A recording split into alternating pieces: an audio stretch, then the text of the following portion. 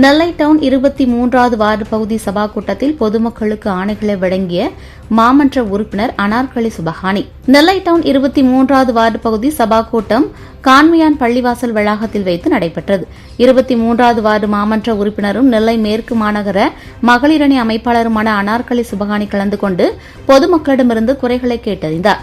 இந்த கூட்டத்தில் சிறப்பம்சம் என்னவென்றால், நெல்லை டவுன் 23வது வார்டு பகுதியில் கடந்த மாதம் 20ஆம் தேதி டவுனில் வைத்து நடைபெற்ற உங்களுடன் ஸ்டாலின் திட்ட முகாமில் பல்வேறு கோரிக்கைகள் தொடர்பாக பொதுமக்கள் மாமன்ற உறுப்பினரிடம் மனு அளித்தனர்.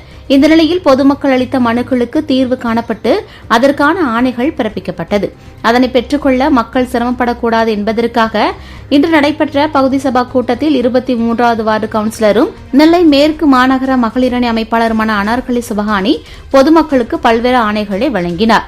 இந்த நிகழ்ச்சியில் 23வது பகுதி சபா தலைவர் கண்ணன், மாநகராட்சி செயல்திறன் பணியாளர் தங்கராஜ், நெல்லை பகுதி திமுக துணை செயலாளர் அப்துல் சுபஹானி உட்பட திமுக நிர்வாகிகள் மற்றும் பொதுமக்கள் பலரும் கலந்து கொண்டனர்.